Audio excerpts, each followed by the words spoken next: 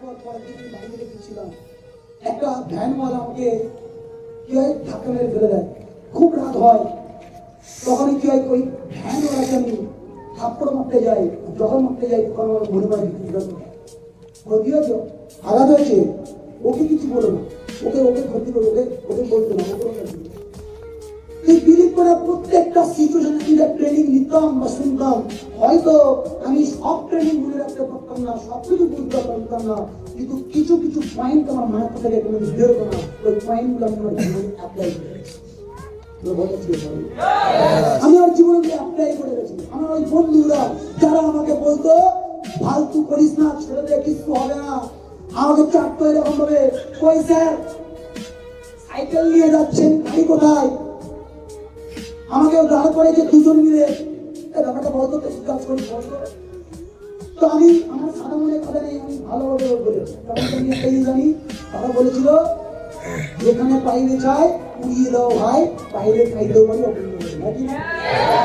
আমি একদম কি সহজে শুনতে চাইছে সময়, তো আমি ব্যাপারটাকে বললাম।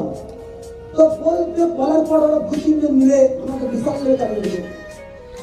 ওদিকে কি হবে গাড়িকে গাড়ি গাড়ি কত টাকা বলতো আমাকে বলতো, গাড়ি কত টাকা বলতো, কটা গাড়ি নামিয়ে নিস, কোন গাড়িটা কিনি, বিএমডব্লিউ না মার্সিডিজ,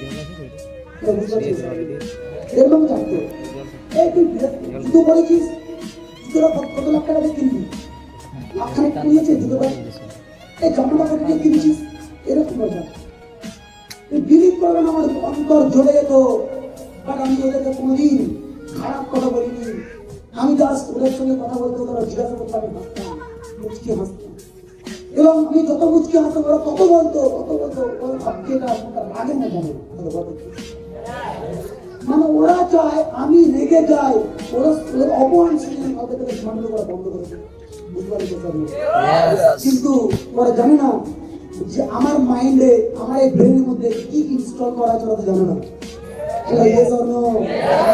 আজকের ওই ছেলেগুলোকে দেখি, আজকের ওই মানুষগুলোকে দেখি, ওই ছেলেগুলোকে দেখি, ওরা জব প্রবলেমের মধ্যে জিন্দেগি কাটাচ্ছে, ওদের দেখে এবার আমাকে মায়া হয়।